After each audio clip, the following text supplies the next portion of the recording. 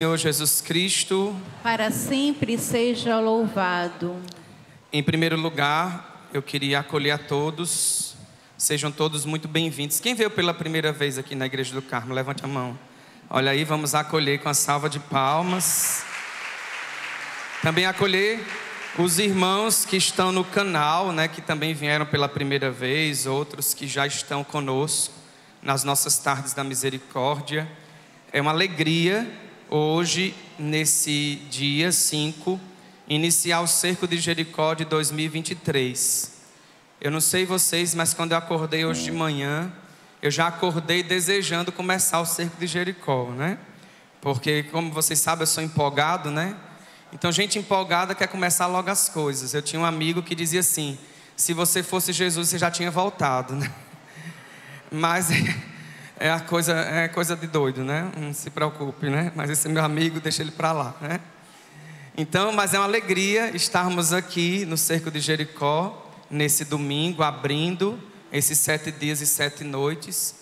E providencialmente a liturgia já nos ajuda para iniciar a nossa meditação. Acredito que muitos de vocês conseguiram adquirir o livro, Quem não conseguiu não tem problema, mas se você puder adquirir, adquira ainda hoje na secretaria, porque todos os dias nós vamos aprofundar nas Santas Missas esse livro que tem como tema das edições Shalom, Como Perdoar.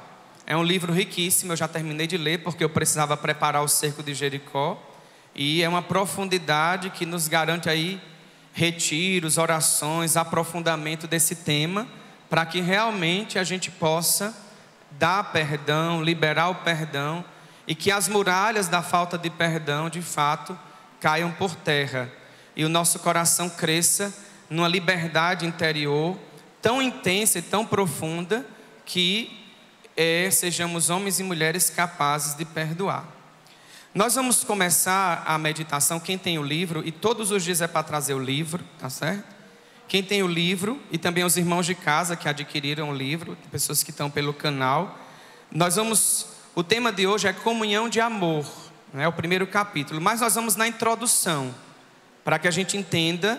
Aí na página 13, você pode abrir a página 13 do livro, acompanhe bem, porque eu vou ler alguns parágrafos importantíssimos. Eu poderia aqui falar livremente, mas eu quero ler alguns parágrafos importantíssimos para o nosso crescimento.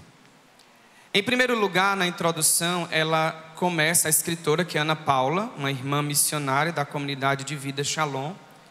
Ela toma o Pai Nosso, os pedidos do Pai Nosso, para explicar essa necessidade de perdoar, E aí ela faz um questionamento aí no segundo parágrafo da introdução.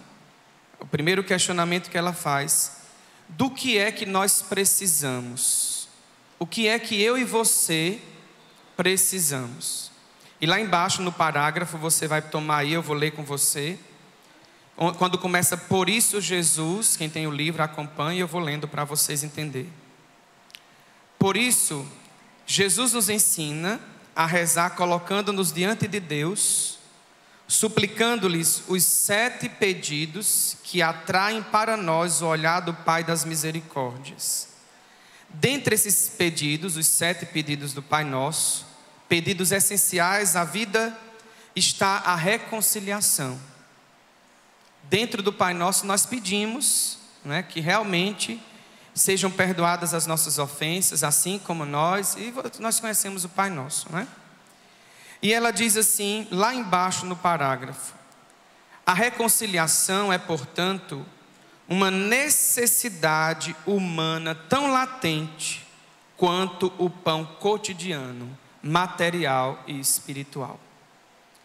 É uma necessidade tão latente que nós precisamos despertar para isso. E ela cita o Papa Bento XVI na página 14, vamos aí para a página 14. E olha o que o Papa Bento XVI explica. Com esse pedido, o Senhor nos diz: a culpa pode ser vencida por meio do perdão, não por meio da vingança. Deus é um Deus que perdoa, porque ama suas criaturas. Mas o perdão só pode penetrar, ser realmente eficaz, em quem for em si capaz de perdoar. O perdão precisa ser eficaz se eu e você nos tornarmos capazes de perdoar.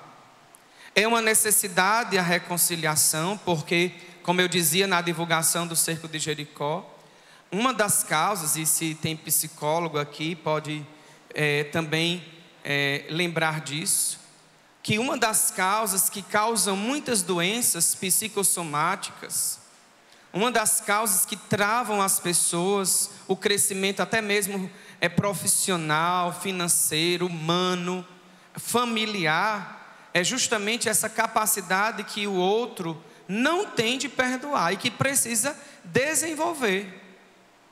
Eu e você, na nossa vida cotidiana, precisamos desenvolver a capacidade de dar perdão, de liberar o perdão. Porque do contrário, a nossa vida trava, aí começam as ansiedades, os medos, medo de se encontrar com tal pessoa, medo de passar naquele lugar, e não consegue enxergar a partir da fé que nos foi dada no nosso batismo, que a graça de Deus está em nós e que eu posso dar esse perdão, mesmo que seja difícil. Mesmo que seja difícil. Lá no terceiro parágrafo da página 14, diz assim: Deus é infinitamente mais misericordioso e generoso do que nós.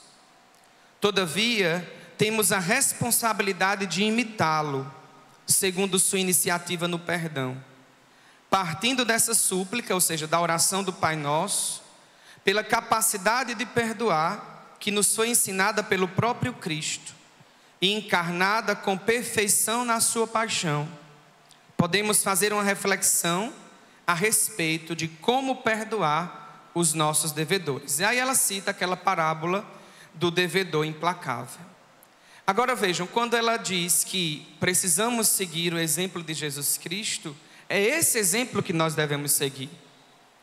Eu sempre gosto de citar o ladrão, né, na cruz, o bom ladrão. Quem lembra desse evangelho lá quando Jesus está crucificado? Que ali ele se arrepende profundamente no final da sua vida, se arrepende dos seus pecados, o Senhor perdoa os pecados daquele homem, e depois, né, a tradição, os escritos na Bíblia vai colocar esse título, o bom ladrão, né?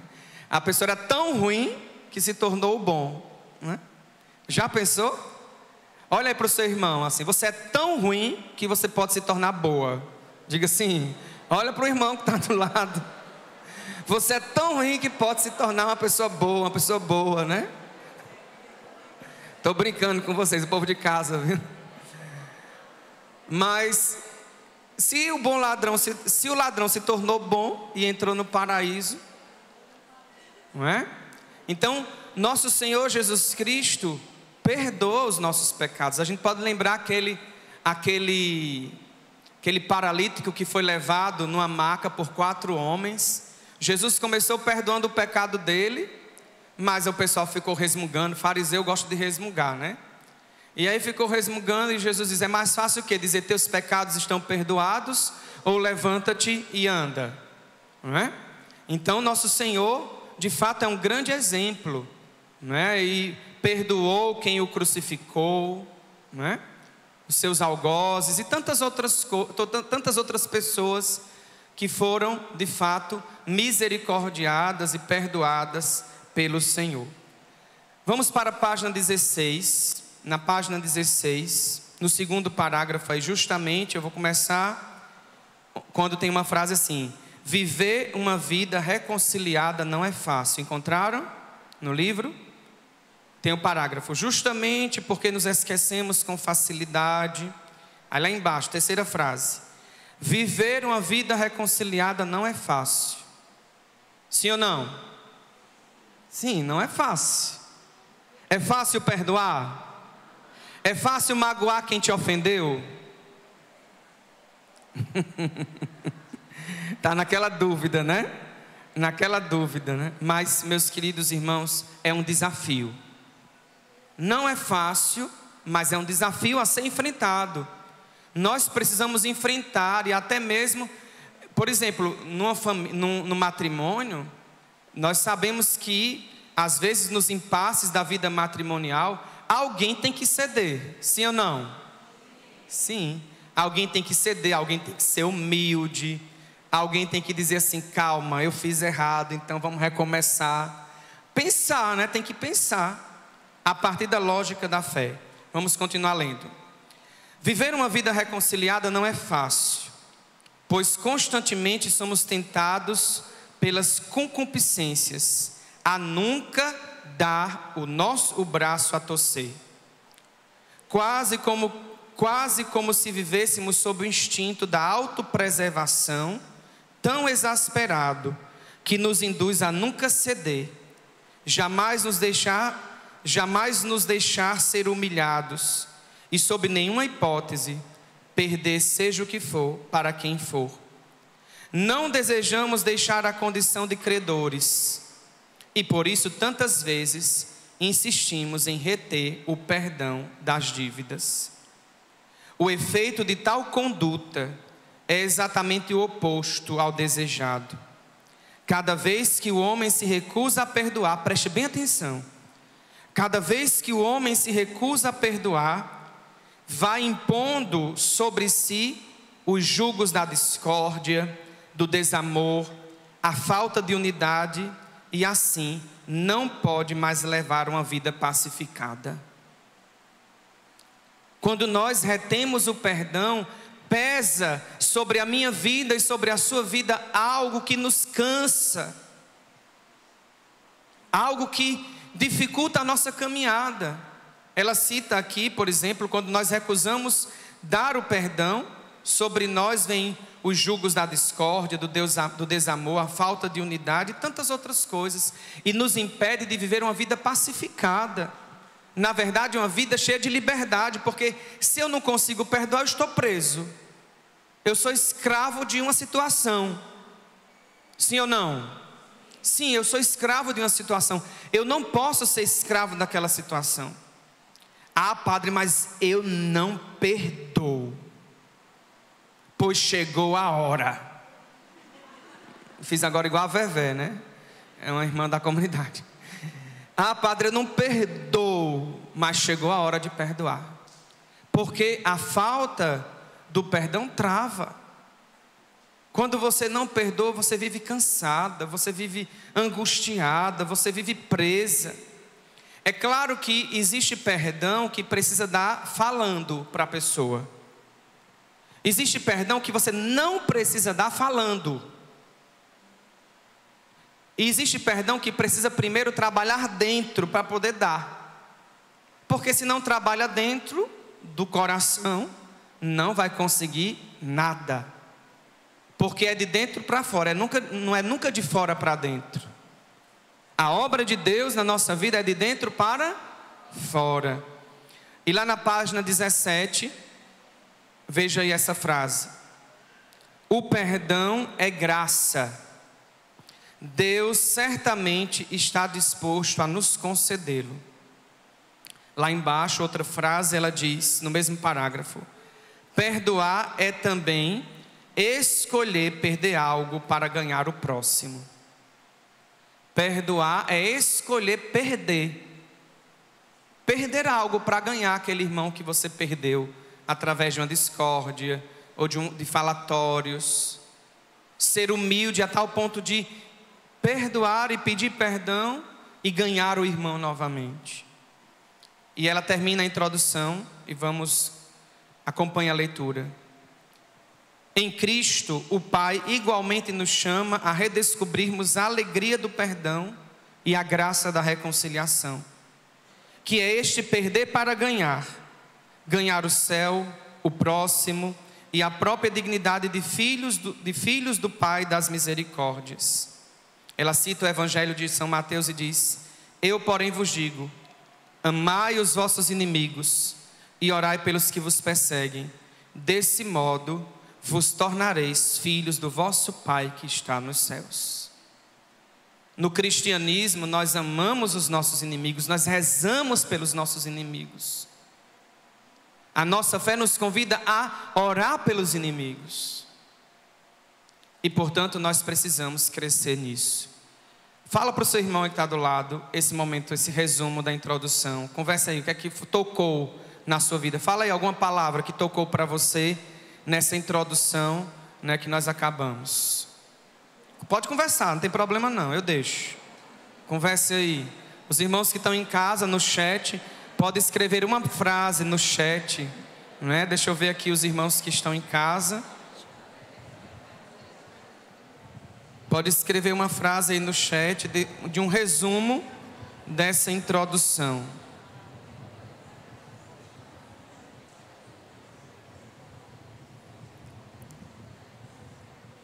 Amém? E aí, nós temos o primeiro capítulo. Será básico, gente, é uma coisa básica, apenas a leitura, e você vai poder aprofundar em casa na sua leitura espiritual. Na página 19, ela começa falando, né, ela intitula o primeiro capítulo Comunhão de Amor. Ela vai abordar que todos nós somos chamados a viver essa comunhão em primeiro lugar. Vejamos aí o início do parágrafo na página 19. Diz assim: antes de tudo, para vivermos o perdão e a partir deste a vida reconciliada, precisamos entender que o conflito ou o desprezo para com o outro não é uma situação natural para o ser humano. E aí ela cita o Antigo Testamento quando Deus, nos livros do Gênesis, diz: façamos o homem à nossa imagem como nossa semelhança. Por quê? Porque o homem que foi criado à imagem e semelhança de Deus, ele é capaz de amar. Eu fui criado para amar. E lá embaixo, no parágrafo, quarto parágrafo, ela diz: a Trindade Santa, Pai, Filho e Espírito Santo, é a mais pura, perfeita e insuperável comunhão de amor que existe, pois nela não há outro tipo de divisão ou disputa, mas tão somente a eterna e recíproca comunhão de amor divino. Ora, se fomos criados à imagem e semelhança de Deus unitrino, podemos concluir que nós também fomos criados para ser expressão desta comunhão do amor divino, e que o Criador, em sua imensa misericórdia, nos concede a grande graça de em Cristo, por obra do Espírito Santo, sermos capazes de amar. Olha aí, eu e você, por graça da criação, porque fomos feitos imagem e semelhança de Deus, somos capazes de amar. Lá no segundo parágrafo diz assim: fomos criados para a bondade e para o amor. Assim, podemos perceber que o estado natural do homem, isto é, o plano divino inicial para cada um de nós, é a perfeita harmonia conosco mesmo, com toda a criação e principalmente com o próprio Deus. E finalizo. Meus queridos irmãos, o plano inicial é a harmonia, é a comunhão, é uma vida reconciliada. Nós precisamos de uma vida reconciliada. E se eu sou capaz de amar, a exemplo da Santíssima Trindade que vive essa comunhão de amor, eu posso, colhendo as graças da Trindade, transbordar em amor, porque eu sou imagem e semelhança de Deus.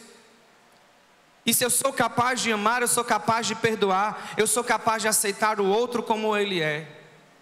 Eu sempre digo nos matrimônios que eu vou, né, na celebração do matrimônio, eu digo que aquelas pessoas que estão contraindo matrimônio ali no altar, não estão casando pessoas iguais. Elas não estão celebrando o matrimônio de pessoas iguais.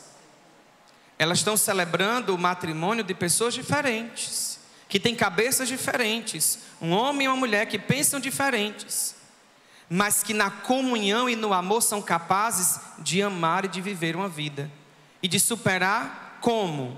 Amando, reconciliando-se, perdoando-se, travar essa batalha que nós vamos ver nos próximos capítulos, tá certo? É apenas hoje. Então feche seus olhos agora, no instante, peça a Deus o que você precisa. Como disse o livro, nós precisamos de reconciliação. E nós somos capazes de amar. Capazes de amar.